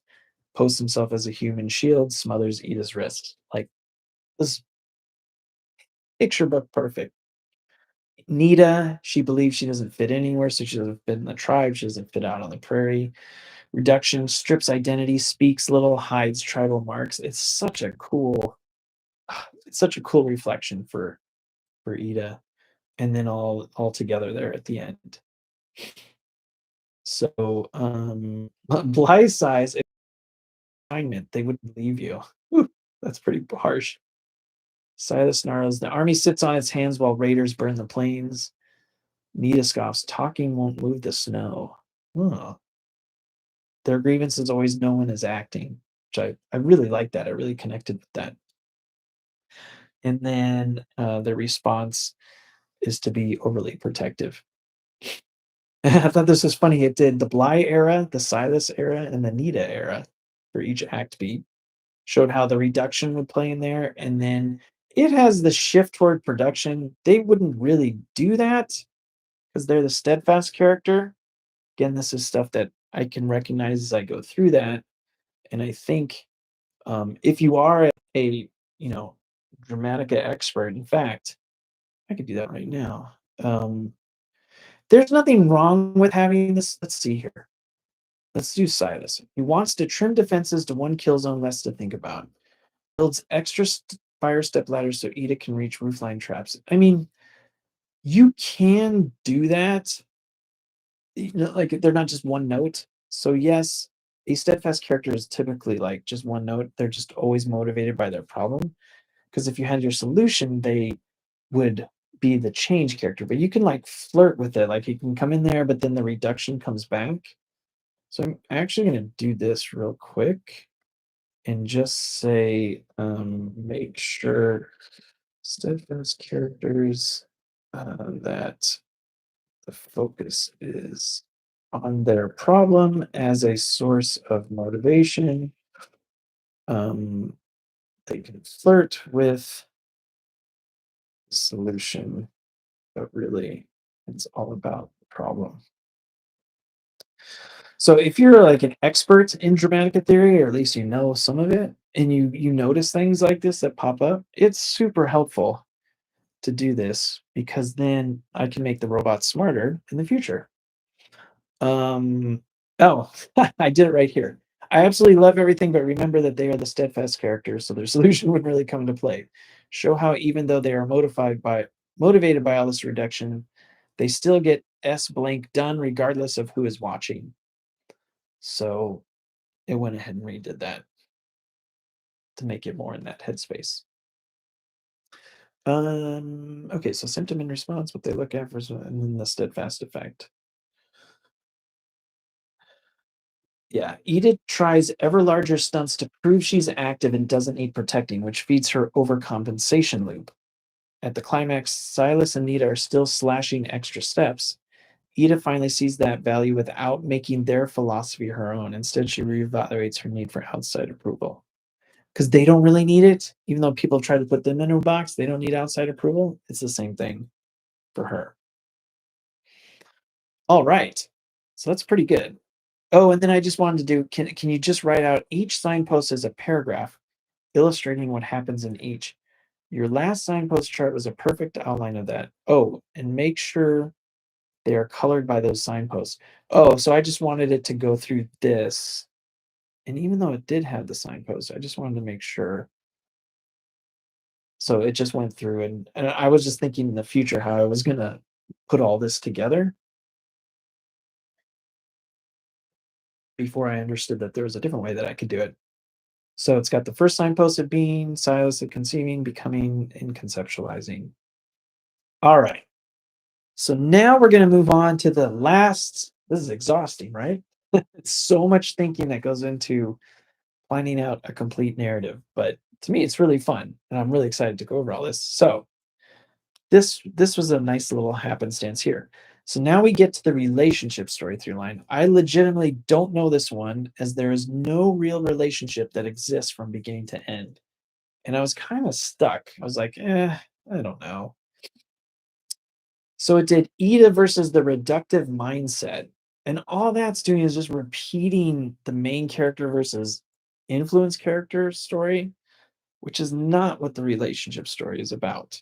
It's not he said, she said, main character versus impact character stuff. That's just not, because you're just kind of repeating what's already been said, but through a different lens. And it really is not taking advantage of what the relationship story is supposed to be, the heart of the story. It's supposed to bring you something new, something to it. And because the influence character, usually influence character is there beginning to end.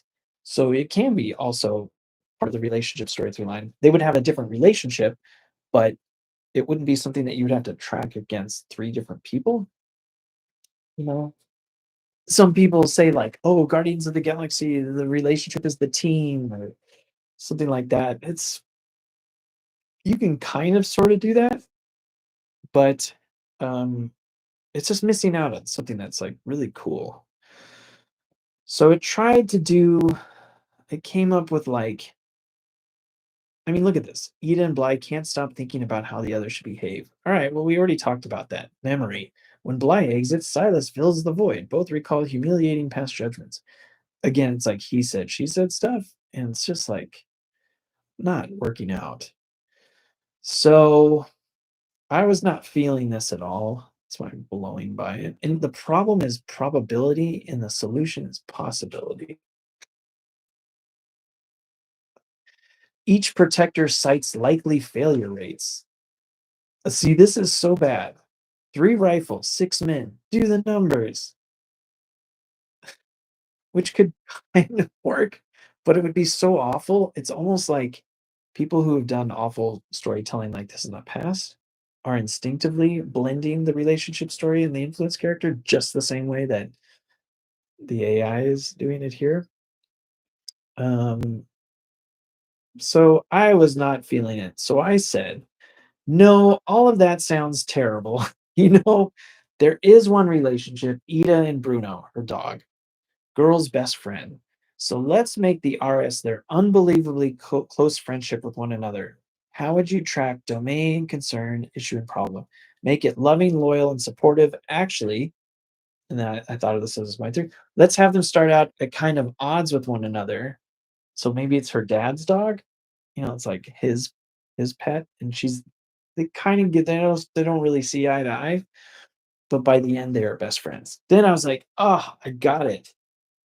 I've got the heart of the story. I've got the like feeling of the relationship. I could totally see that playing through from beginning to end. It's really fun.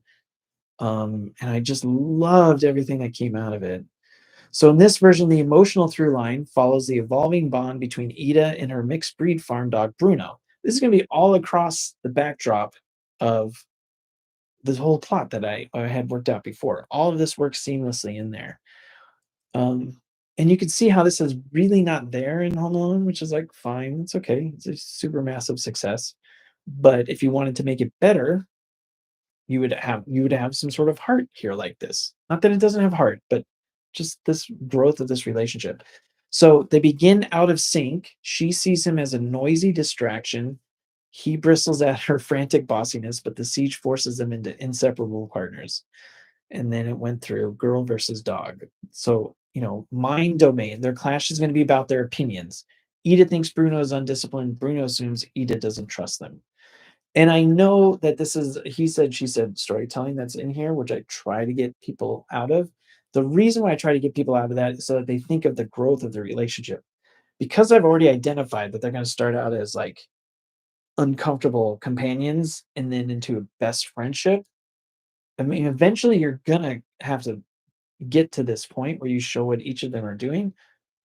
But I'm really trying to get you to think of the growth of that relationship that comes out of there.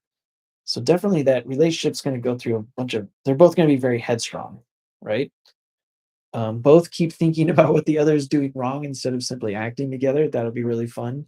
The issue is doubt. Ida doubts Bruno's reliability, and Bruno doubts Ida's leadership totally, especially if dad's missing. And that will really bring out a lot of really strong stuff in her main character through line because they are all resonant. They're all, resonating with each other, all four through lines. This is just like that last angle that was missing.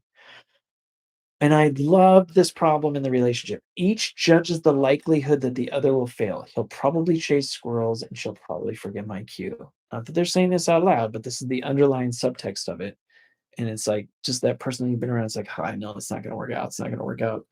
And then the more they go like get to that place of like, well, maybe this could possibly work. That's when things turn around and they start to become closer and friends. Here you'll see that inaction and protection are also connected with the other through lines. So when tension spikes, one or both freeze or hesitate. Their instinctive fix is to overguard. And it's more like, again, this would be more relationship centered, when neither is attentive to the other's needs. So then maybe put up walls around each other, put up walls in the relationship. I could see that. Because Ida's the change character and Bruno's loyalty stays steadfast, the dog never abandons his. That's a little confused. We'll fix that later. But then, all right. So then it went through the signposts for the relationship. Ida scolds Bruno for barking at. Oh, hold on. Whoops. Let's do. Come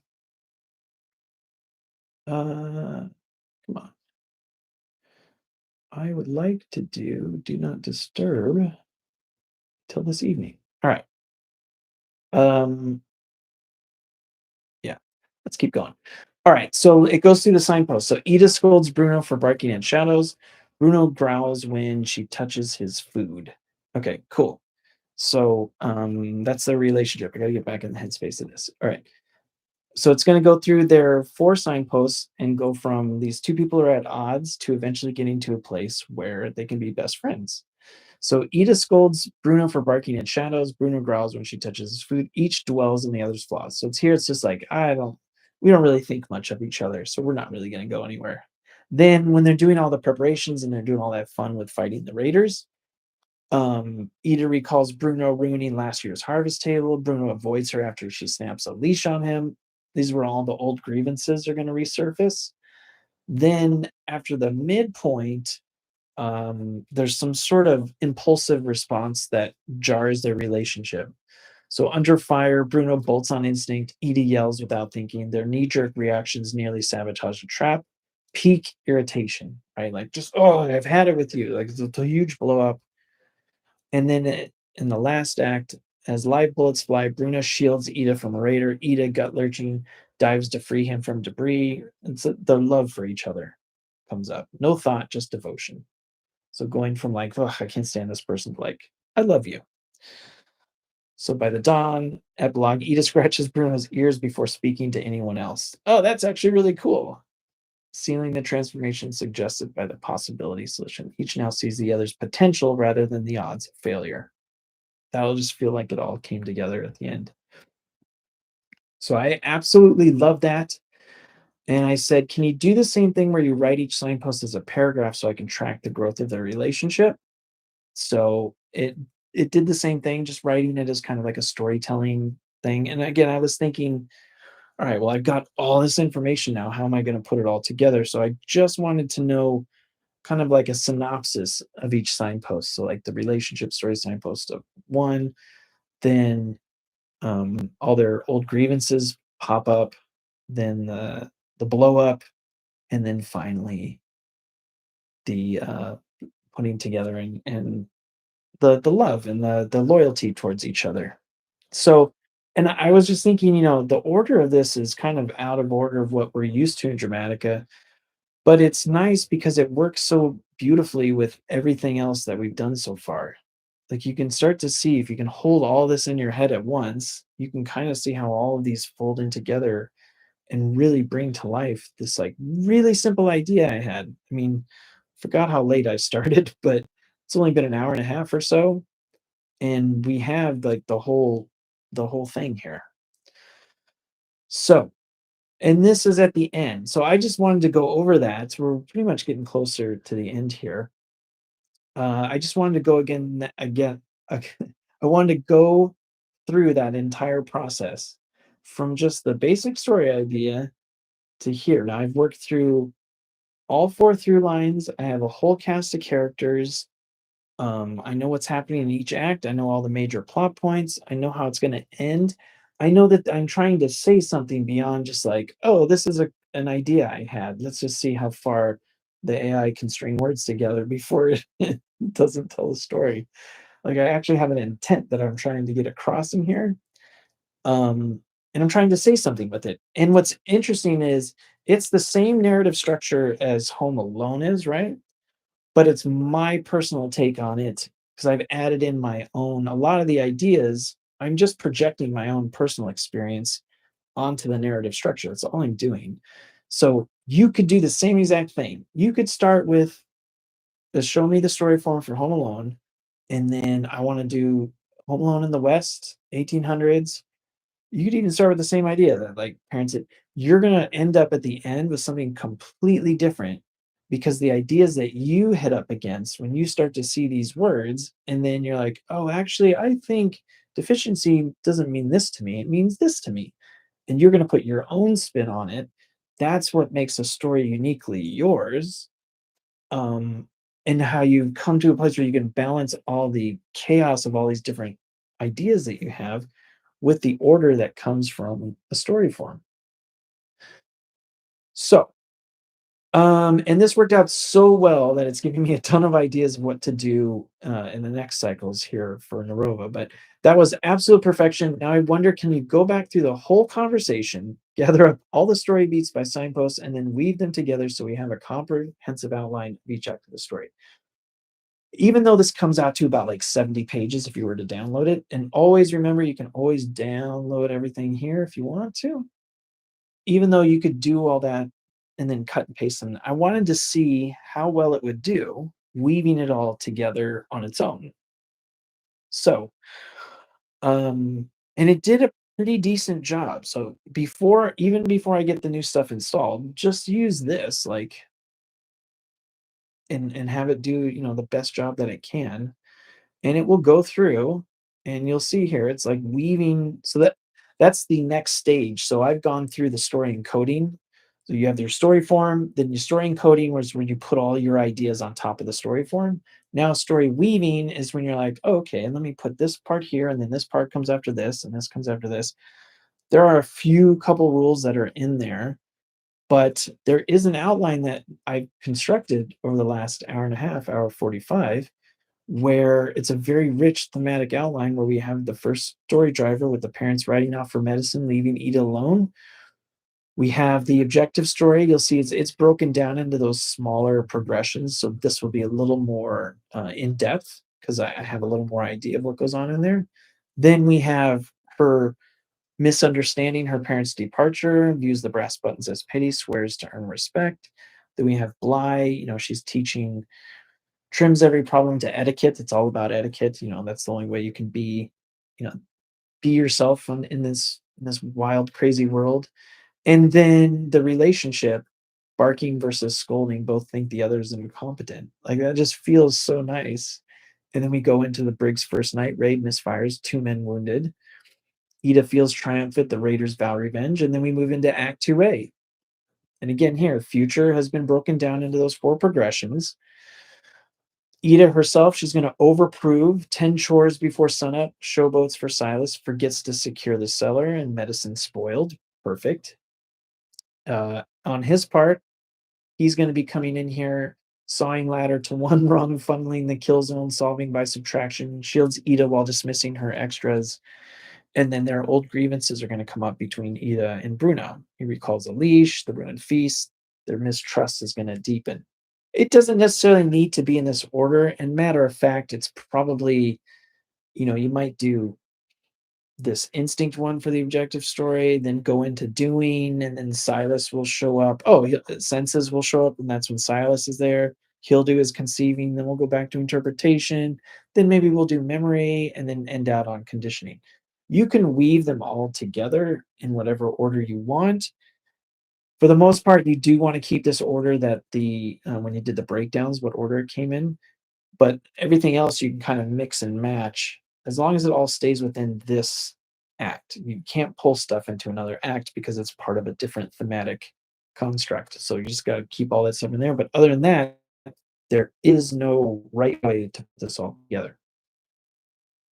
Then the midpoint, Nita crashes the perimeter and friendly. All three allies almost kill one another before reevaluating, so you get a little taste of the solution. Then the objective story delves into progress, where we have those four progressions of wisdom, skill, experience, and alignment. This is when she goes off to do her solo livestock raid, almost captured, realizes she needs to assess her motives.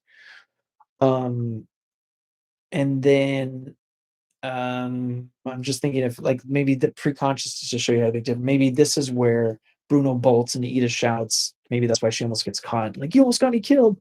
Reflexive clash nearly breaks trust. That's where that would play in. And then finally, you would end off with Nita stripping her identity. I think she cuts off her hair there, crafts a silent bow trap, scorns waiting, constant reduction through self erasure. And then finally, lastly, the smoke columns misread as family wagons, relates the Choctaw tribe. The clock starts when before reinforcements arrive, and then you finally get your last signpost. So we go through all the present of approach, self interest, then the selflessness comes in, saves the day, and then the attitude.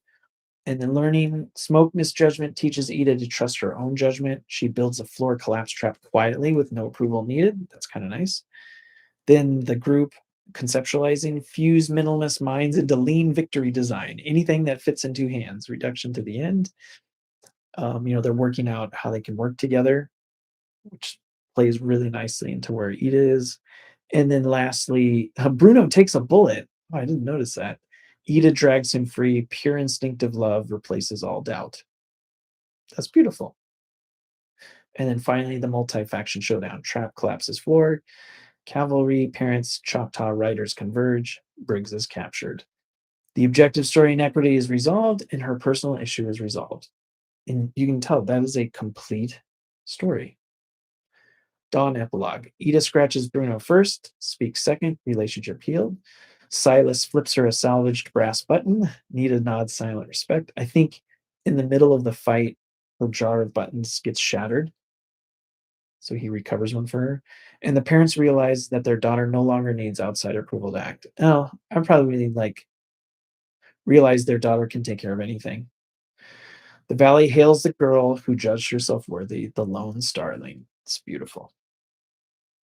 And that's it. Now you could take that and then you could go off, put that to the side, and then just start writing it, knowing that as you go through, you might come up with different ideas, or I might come up with different ideas of it, but I know exactly where I'm going, and everything is leading up to this really complete narrative, like a complete story. Like it feels, in fact, what has it been like almost 2 hours? I've told essentially a complete story in the space of 2 hours.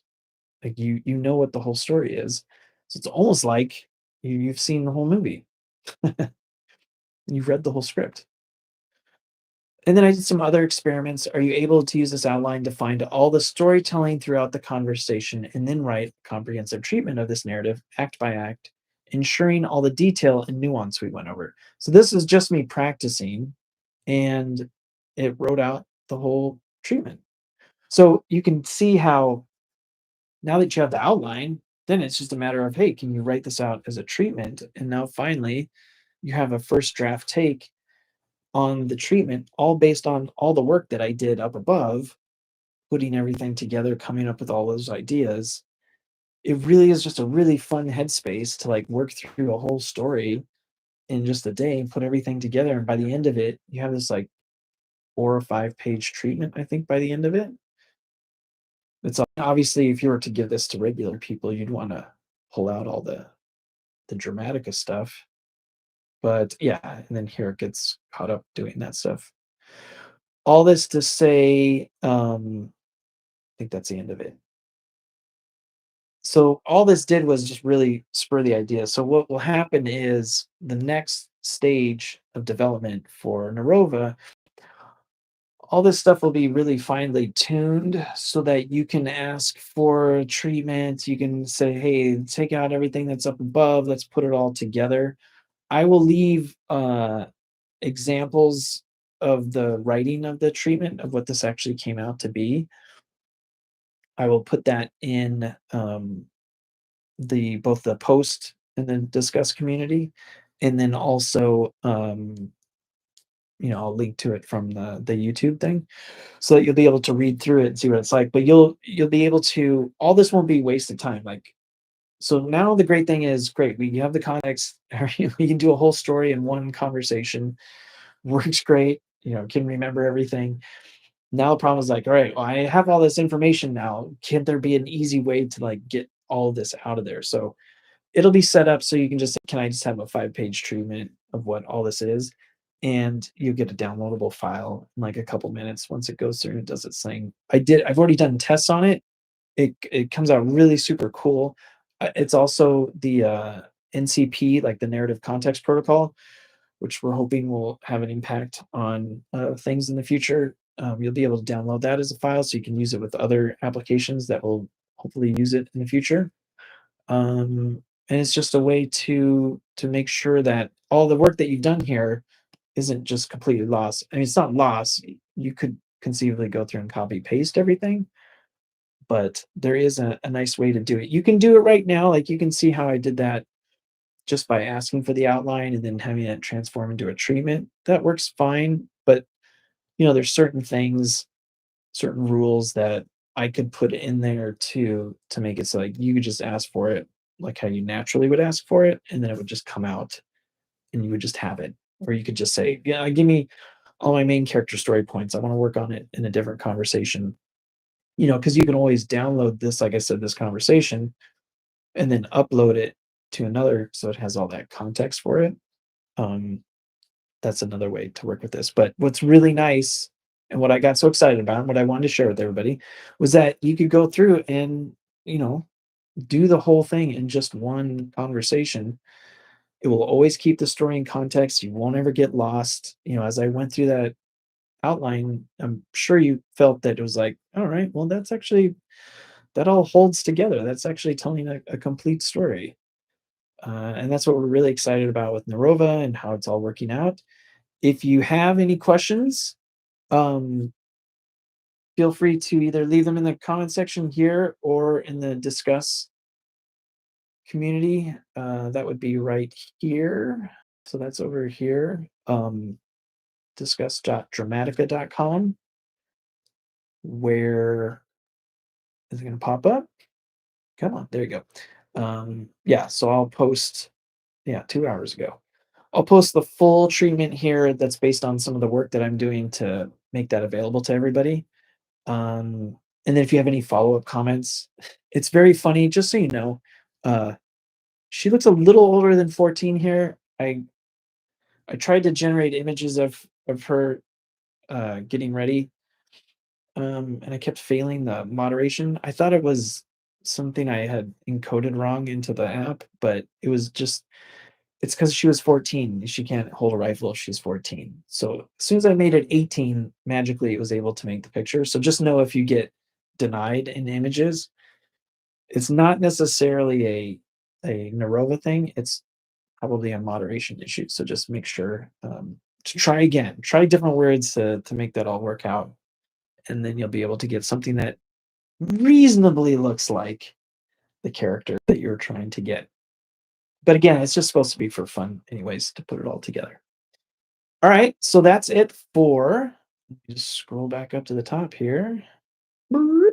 All right, so that's it for just basically how you go from an idea to a complete treatment in an afternoon. Um, this was really, really great.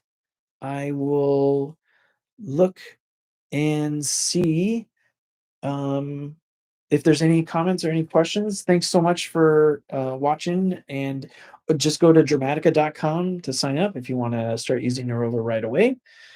You can upload a work that you've already been working on and work through that.